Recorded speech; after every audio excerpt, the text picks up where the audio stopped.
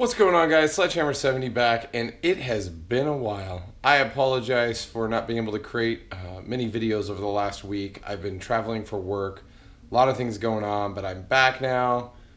Car's here, garage is a disaster. I didn't even comb my hair today. But one thing I wanted to talk about, and while I was traveling, I did some purchases for basically my final June updates. And now I'm not entirely sure if these will all arrive in time to be able to get installed during June, but I did order them in June, so I'm gonna call this video my June mods update vlog. So that being said, you guys have watched my previous videos where I talked about my the MPP exhaust with the car, the link up in the right hand corner, whatever. So I think it's that side, but whatever. Where I thought the MPP was worth it for the ability to control the valves, the rear fascia that gives you the quad tips, that kind of stuff. But one thing that I was a little disappointed with was just the overall tone of the car. Now, it does sound pretty good. The MPP sounds good, and if you don't want a super loud sound, it's the way to go. And I'll apologize now, my voice is a little gone because trade show conventions, yelling so people can hear you, and yeah, voice is shot kind of. But what I'm doing, or what I ordered, was the Stainless Works catback system. Now, here's a quick clip on what it's gonna sound like, or what it will sound like, but let me caveat.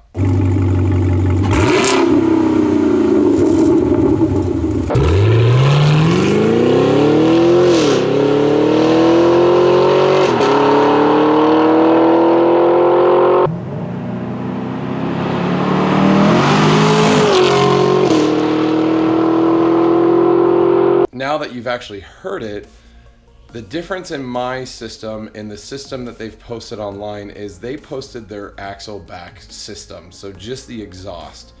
What I'm going to do is the full catback system, so it's upgrading the pipe width all the way front to back. It's keeping the MPP. I'm deleting the active fuel management, so the actuators will sit up on the side, but there's actually no valve in line. And it should delete the secondary cats in line on the car. Now, the one thing I'm not doing is I'm not getting the Stainless Works headers. And there's a couple reasons for that, and I believe I touched on it a little while ago, but I'm gonna go the route first of porting and coating the stock headers along with the intake manifold and see what kind of results I get out of those before I go down the road of getting a new exhaust or a new headers and potentially an even better intake manifold. So that's kind of the direction I'm going there. I'm hoping to get some really good sound. Sorry, my tripod is missing in action. I thank my children for it. So yes, I'm holding my camera. It's shaky. I know you guys hate it, so I apologize. I just gotta find it. My garage is, let's see, the garage. It's a disaster. There's things everywhere. Look at, even right before I left, I had done the video on the install guide for the Mishimoto cold air intake. So my cold air induction one is sitting here, and I actually have a interesting video coming on this one, and the rest of the parts are sitting on my workbench over there. So in my poor car, I did drive it a lot. The rims are super duper dirty. I don't know how bad it looks in the video. The car itself is super duper dirty, but I'm hoping to fix all that this weekend and get her back to where she needs to be. So I apologize, car world. My beautiful is dirty. Forgive me. So on the rest of the mods that I'm potentially doing, so one thing I'm researching and trying to get more information on are the lowering springs for the MRC setup. It sounds like Eibach and Corona, which is not too far from where I'm at, is looking for a car like mine to potentially test some setups. I don't know how true that is. I heard that secondhand. If anything, I'm gonna call them up and just find out what the progress is for those springs and how I can get a set, whether pay for them, test them for them, anything. I'm hoping I can just buy a set and someone's already done the testing, but I would love to close the wheel gap on my car with the wheels that I got, the tires that I got, and the body kit, because I honestly feel the body kit makes the car look Like it sits a little too high. It doesn't always look that way to me, but like when the car's sitting at a parking lot all by itself and I look over it, I'm like, man, I just gotta drop it that little bit. So I don't know, let me know what you guys think. Do you think I should drop it? You guys have seen plenty of images of the car with the stance that it's at now, but some of the other things that I'm gonna be doing, and I know you guys are waiting on this and I couldn't do it before I left on my trip, was dynoing this car for the first time. It's now fully broken in. I rolled over 2,100 miles yesterday.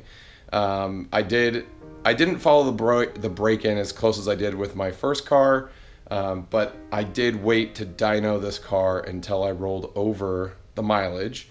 But that being said, I'm going to do a full run stock. I'm going to test her with the cold air inductions intake, the Mishimoto intake. I was hoping the GM intake would come out by now, or some of the other brands, but I am planning on getting a couple other brands and testing those as well. And look for that to coming. And it's not just, oh, hey, I'm going to go test the numbers.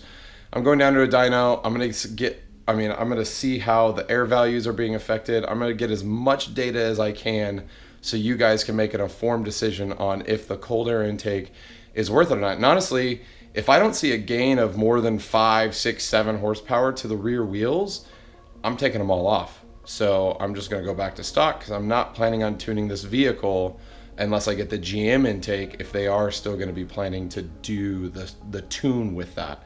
And I'll retest once I get the GM tune with all the different products. So, but yeah, so that's kind of the only mods I have going on in June. I do have some, like I mentioned, the ported intake manifold, the ported and coated headers.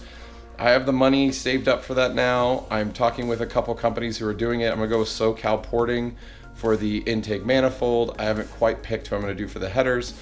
I think I might actually buy a new set of OEM headers. So if anybody out there has upgraded their headers on their car and they're looking to part ways with their stock headers that they're no longer using, let me know. I'd be interested in buying them off you. If not, I'll just go down to GM and get new gaskets, new headers, hopefully at a family discount. So there's a video. Again, I'm gonna get back to my daily driving this weekend. I have a potential new drive club car this weekend. And you guys, a ton of people hit up the 2LTRS videos I did last time. Tons of comments coming in. So I just went through and answered every single comment or thumbs up if I read them. Thank you guys for continuing to support the channel, even though I've had no new content for the week. Tons of subscribers. Holy crap, we rolled over I totally forgot, rolled over 5,000 subs. Now we're like at 5,200. The last video I did, I was in a hotel room and we were just shy of 5K, but now we're well over it. Freaking hell yeah. Again, thanks for the support. Welcome to the channel. And can't wait to show you some of the new mods. I can't wait to see how this car sounds with the Stainless Works full catback system. But yeah, so thanks for watching this video. And until next time, guys, I will see you on the road.